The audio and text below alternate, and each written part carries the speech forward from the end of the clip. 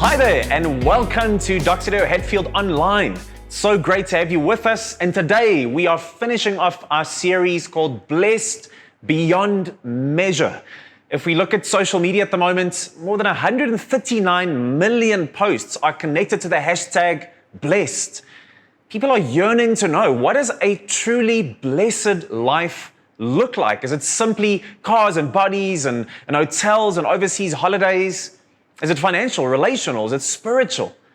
So what is the blessed life? And Jesus in Matthew 5, he begins his most famous sermon with these statements of blessing, the Beatitudes from the Latin blessed. We could easily call this the blessed ones or the happy ones. What's true happiness, true blessedness all about? And in the series, we want to put forward the idea that we can, of course, live for blessing, but it's an ever-receding horizon, or the invitation from Jesus is to live from the place of blessing, and that is what we want to do. So let's read together our final blessing that Jesus speaks over his followers. Matthew 5, verse 10, it says, "Blessed are those who are persecuted because of righteousness, for the kingdom of heaven is theirs.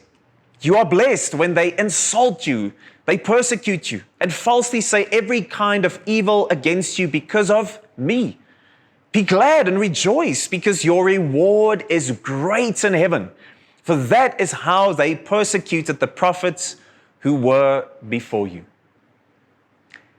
Let's be honest, what a strange way for Jesus to finish. He's said all these powerful things about blessed are the poor and the humble, and he speaks about righteousness and truth, and then he ends with this. You know, it almost seems like, imagine you're going out and you're searching for a new car, you're in the market for a new vehicle, and as you get onto the sales lot, the salesman takes you out, for a test drive, and the moment you get out of that lot, he starts his sales pitch and he says, you know what? This car will at least give you a proper hernia in your back, ruptured discs, that's your future, because its suspension is shot. It's horrible. He'll say, you know what, the payments on this car alone can put your child through university. And you know what, as you drive down the street, everyone will look, they'll turn and give their attention. Why? Because they will be laughing at you in this car. If you hear that, you would think, man, this guy's a bad salesman. He's trying to sell me this car. He's not very good at it. His sales pitch, it sucks. And yet it feels like if this were a sales pitch, man, Jesus is not doing a very good job. Persecution. If you're reviled, if you are cursed out, if you are hunted down for me, you are blessed. Maybe you have to realize that this is not a sales pitch for, how amazing the Christian life can be. To get everything you ever wanted, maybe Jesus is sketching a realistic picture of what very often happens in the life of someone who has truly discovered the grace and the love of Jesus. Maybe he's trying to secondly bring comfort to those who experience the realities of opposition. And maybe even thirdly, he's asking some really heartfelt questions to all of us today about what is truly capturing your heart at the moment, and how's that working out for you? What's the thing that's truly bringing you joy? You would even face opposition for it. How is that working out for you? Blessed are those who are persecuted for righteousness. So let's just quickly take apart these two ideas, because it feels like Jesus and his strong statement, this realistic picture that he's painting about being a Jesus follower, being in the kingdom of God, it has two aspects to it. The first is this. He says persecution. He says in verse 10, "Blessed are those who are persecuted because of righteousness." Now, persecution simply means to receive ill treatment or harassment, mainly because of your religion or your race or your political or personal views. When I'm treated in an ill manner, or I'm hunted down, or I am just treated in a way that speaks of the revulsion that people experience against what I believe. And of course, Jesus is not referring to my views on politics or what the best movie of 2021 was, but it's religious. My conviction about who God is and what His plan is for my life and for those around me and for this world, people and the world oppose me because of it. And maybe you think, okay, I get it. At this time, yes, persecution and things were happening to people that follow Jesus, but that's not the modern picture. In fact, this stuff doesn't happen anymore. Can I just suggest 2 reasons why I don't think that's true? The first is the global perspective. So Open Doors, an organization, they began tracking in 1992 already, one of many actually, but they're the most prominent ones. They began tracking what they would call severe persecution. And this is things like death and torture, the blowing up and the burning down of churches, for people being thrown out of their homes and stripped of all their property simply for being a Christian. And every year they would release this list of the top 50 countries where it's most difficult to be a Christian. And this year it would include countries like Afghanistan, North Korea, Somalia, Libya, Yemen, Nigeria, Pakistan, Iran, India. These are all within the top 10. But listen to what they say. In 2021, this is the truth. In their World Watch list for 2022, the report says that overall, 360 million Christians live in nations where high levels of persecution or discrimination are prevalent. That's 1 in every 7 Christians worldwide. It's 1 in every 5 believers in Africa, 2 in every 5 in Asia, and 1 in every 15 in Latin America. And get this, they say last year, 2021, for the first time in 29 years of tracking, all 50 nations in the top 50 scored high enough to register very high levels of persecution when it comes to the 84 questions on their questionnaire. This is not something that's slowing down. In fact, it's something that's picking up speed in many areas of our world. People, for the sake of saying, yes, Jesus, He has captured my heart and I follow Him, they are being brutally persecuted for it. The second reason is because of the clash between Jesus and sin. Jesus and the forces of darkness. Jesus and the opposition to God's kingdom. So Paul so famously says in 2 Timothy 3:12, in fact, all who want to live a godly life in Christ Jesus will be persecuted. That is such a sweeping statement, and we might say that's a bit too much, but it's because Paul so deeply knows that Jesus and His kingdom of truth and justice and light and hope and righteousness is like a line that it shines in the darkness. And that darkness, whether it's sin, whether it's the world that is still alien to God, whether it's the enemy that's trying to oppose what God is wanting to do, the march of the kingdom into the new heavens and the new earth, the restoration of all things, the redemption of all things, the salvation of people, the reclaiming of their calling as God's regents on this earth, all of those things are opposed to the world.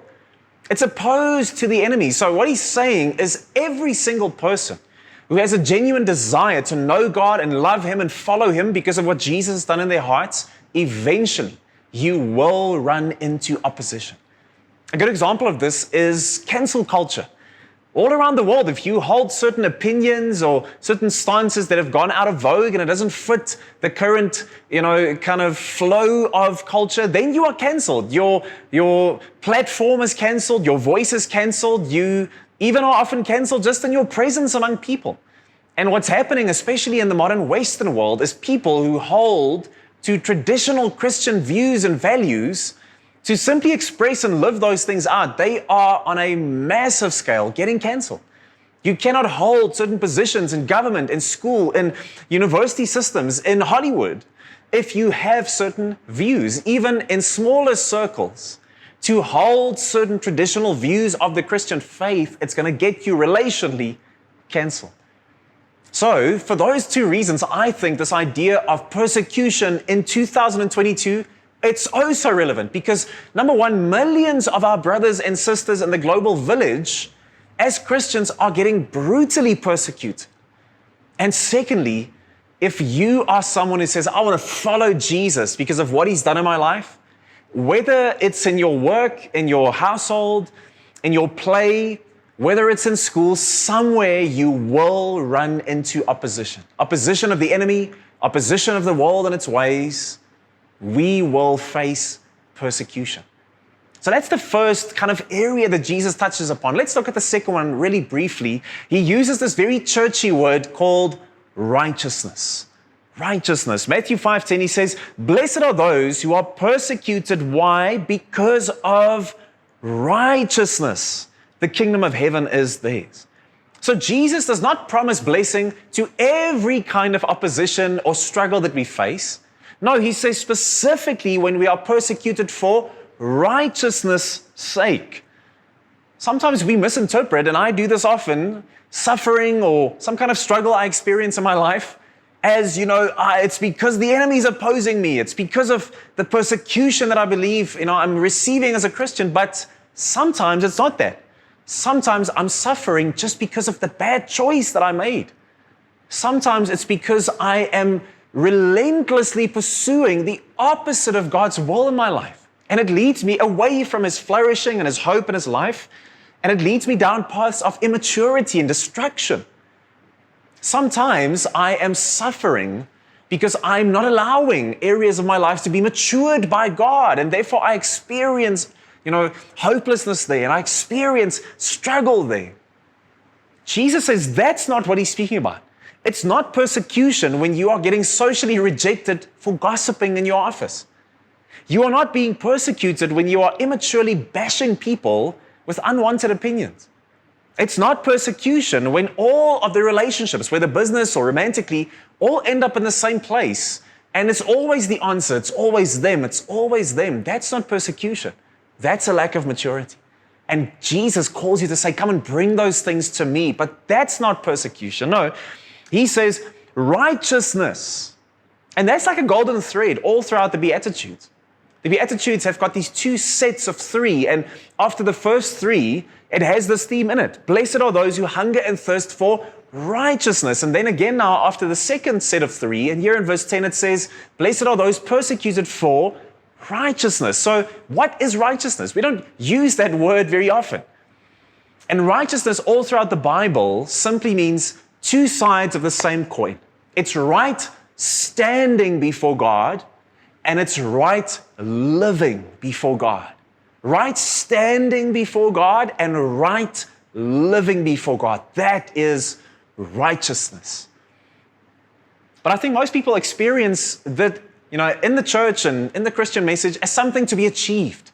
It's the good, self-righteous people who believe they have the truth, who, have salvation, who are better than everyone else, with their morality and their rules. That's almost what we think, and we never make the cut. I always feel guilty in the presence of the righteous because I am such, a worldly, I'm an unbeliever, I'm a pagan. And these people, wow, they have the truth. I would never be able to do that. I'm not worthy. I'm ashamed of who I am at times. Or I'm haughty, I'm proud, and I'm like, I don't want your righteousness. I'm okay just as I am. But look at how different the Bible paints it. I think here, once again, the 8th Beatitude makes it clear that the Beatitudes, these lists of blessings, they are not a standard to be met so that I can enter into the kingdom of heaven. No, they are given to us as what those who enter through faith into the kingdom have in Jesus. They're not the entrance exam, they are the blessings that we receive in Jesus. And secondly, for the Christian, the Beatitudes, it's not a list of, moral codes of conduct that if I do them, then I will be blessed. No, Jesus says, I am your blessing.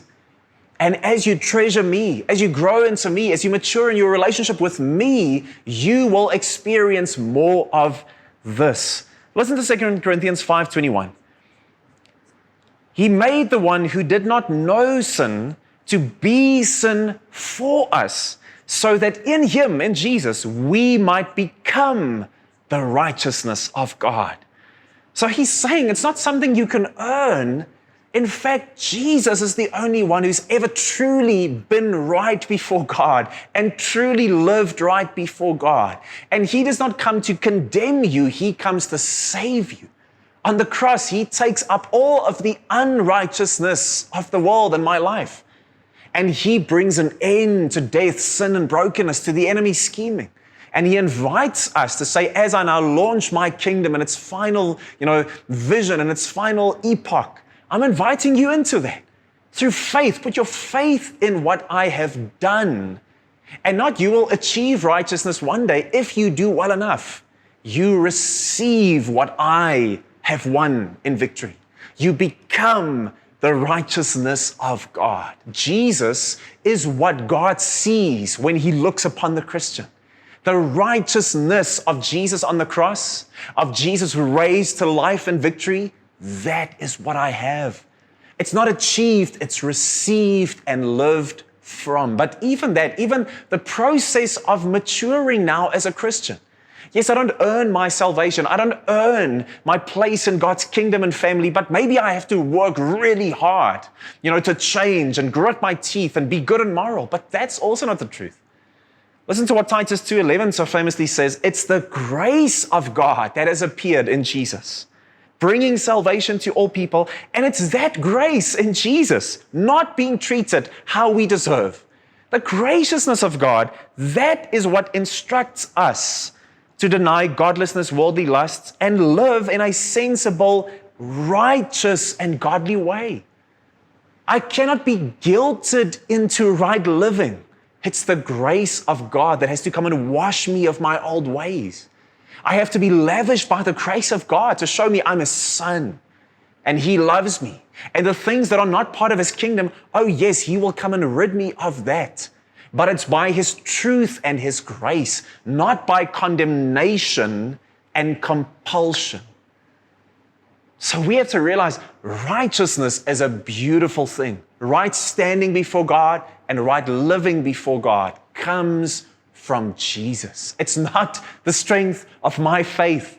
It's the strength of the object of my faith. And Jesus is immovable in his righteousness. Put your trust in what he has done. Receive his grace and then begin living from that grace. Have that grace transform you from one degree of glory to another. So application, just really briefly. What would it look like for us then to step into this, to be the blessed ones, who even though we might be persecuted at times, man, for righteousness' sake, if that happens, it's a blessing.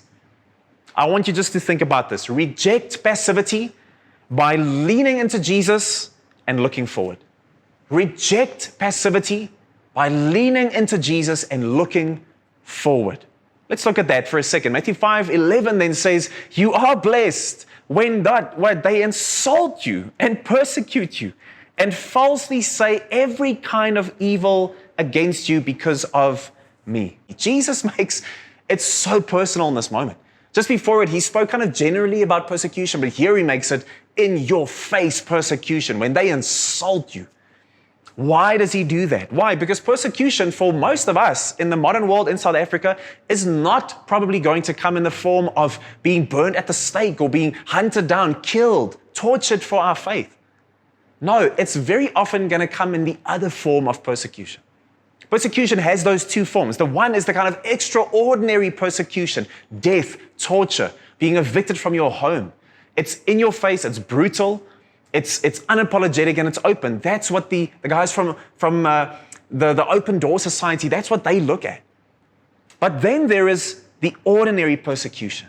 And that has got a very different way. It's discreet, it's disguised, and it's not aimed at killing you. It's aimed at making you passive, making you ineffective, keeping you immature. And I believe, even though most outward persecution comes from the world and from nations and from legislation and from people, I think this kind of subtle, ordinary persecution comes mostly orchestrated from the enemy. Why? Because he realizes the way for me to tackle the average Christian in 2022 is not to take them out of the world through death and torture, but to keep them in the world in a form that is passive and ineffective. Because then, in a sense, I've nullified your calling. I have completely rid you of everything that God has planned for you. Because God says it's not just relationship with me that you flourish in, but you as my representative in the city. And so the enemy can either take you out, and that's a tall order, or he can just make sure that you are bored, that you are busy, and that you never feel that you are actually engaged in your faith. He can keep you in places of immaturity, where you just indulge in certain sin in your life. He can keep you in places of guilt, where God is never enough, grace is never enough. He can keep you in places of just being so busy with your career, just gathering money. Your views, your mind has not been renewed. That is the strategy of ordinary persecution. And we see it. I wrestle with this. You wrestle with this as a Christian. In our day and age, sexuality, materialism, just being hedonist is living for the moment. Consumerism, man, our city of Pretoria, that is often what it's built on. Living for the moment. Come on, Christian, don't be radical. Don't give too much. Don't be involved too much. Don't go overboard. Just go to church every now and then. Pray to God when you really need to. Just give a little bit of your finances when you feel guilted enough. Then the enemy is succeeding at the ordinary persecution meant to make you passive and ineffective. Can I ask you, have you become comfortable? Have you become passive? Have you become bored in your faith? Because the invitation from Jesus and his followers is this: come to me and reject that passivity. How? By leaning in to Jesus. Not by being guilted, not by being told, come on, do better, by leaning into Jesus. He says in verse 11, you are blessed when they insult you and persecute you and falsely say every kind of evil against you. Why? Because of me. That's the focus. Because of Jesus. When I realized that Christianity is all about Christ, about what he's done, about who he is, about his promises, about his presence, about knowing him and being known by him, about receiving what he's done and living from it, by being captivated by who he is, by following him in everything. It's all about him and a relationship, a living relationship, where I'm getting to know him through his word and his spirit and his people every day of my life, every week and month and year and decade of my life. There is a sweetness that becomes irresistible in my heart when God in Jesus becomes truly beautiful to me, not just useful. Then I'm guarded against so many things that can happen in the Christian life. It keeps me from straying into this, I have to suffer for a relationship with God. If I can just suffer enough, struggle enough, then maybe God will look at me and he will have grace. No. If it's all about Jesus and what he has done, then I suffer not for a relationship. At times I suffer because of relationship. Like a father who truly loves his children and wants to protect them. I don't go into the street looking for dogs to bite me, hoping my kids will love me. It's because I love my kids and I'm loved by them that I will protect them against those dogs. It helps me from that. It also means that when life is unfair, which it very often is, then because of the sweetness and the beauty of Jesus, I will not become bitter. Oh, Jesus, you said follow you and everything would be amazing. And look at what's happening. That was never the promise. Jesus never promised that everything would be okay. He promised us himself. He promised us something greater than he can ever give us in this world. Relationship with him. Salvation in him. Renewal in him. A living relationship with the Father. That's why Romans 8 verse 5 says so beautifully, who can separate us from the love of Christ? The love of Christ. Can affliction or distress or persecution or famine or nakedness or danger or sword? No, when the love of Christ has captured me, everything else is just a bonus. And the worst that happens in this life, it can't touch who Jesus is. That's the opposite of what we see in Luke 15. When the elder brother is so frustrated that the father has brought back this wayward son. And what does he say to his father in anger? Look, I have been slaving many years for you. Where's my party? Where's my blessing? When I start serving God with that kind of gritted teeth, frustration, I'm slaving for you, God. Where's my blessing? It's because I've lost something of who Jesus is. The invitation is not to try harder. Reject passivity because you can be better. Reject passivity by embracing Jesus again. Press into relationship with him. Seek his presence daily. Pray his promises over your life. Invite Him into every thought and action of what you do, and you will see Him become the most beautiful thing in existence. And then when the worst happens, you will not crumble.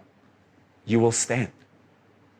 Now, I've got a third thought here about looking forward, living for the joy of heaven that Jesus speaks of. But I'm going to keep that for our in-person gathering. I want to end off just by saying this once again. It's all about Jesus, friends. The Beatitudes are not blessings up there in the sky for us to call down. They are the invitation to know Jesus through faith. And He speaks these blessings over us, and we receive them in Him. We don't live for blessing. We live from a place of blessedness. And because it's all about Jesus, when we follow Him, yes, at times we will be persecuted. We will be misunderstood. We will be pushed away. We will be ridiculed. We will be at times people who have to make a stand for truth and grace. We have to give of our time, treasures, and talents. When others would hoard it, we want to invest it in the kingdom.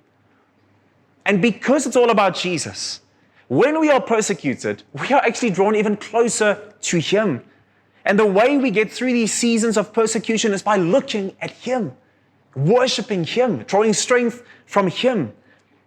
The blessed life, the happy life, being blessed, what does it truly mean? It means being found in Jesus. And then, when the worst happens, yes, you can take my life, you can take my property, you can take my health, you can take every single thing that this life can give me, but you cannot break me because I am found perfectly in Christ. That's why I love the Old Testament promise in Isaiah 43 as it speaks about God's kingdom. When you pass through the waters of persecution, of hurt, of pain, I will be with you. And the rivers will not overwhelm you. Yes, there are rivers. Yes, you in the waters. When you walk through the fire, yes, you are there, but you will not be scorched and you will not be burned. The New Testament equivalent, Paul, a man who was beaten, shipwrecked, hate, he experienced it by the bucket loads, revulsion by the people, rejection by his own. He says, we are persecuted, yes, but not abandoned. He says, we are struck down, but not destroyed. Because even when I cannot trace the hand of God, I can trust in His heart. And He says, if you live for me through faith, then guess what? Even when persecution comes, you will be drawn closer. You will experience my blessing. And you will know that Jesus is enough. Blessed are the persecuted for righteousness. Amen.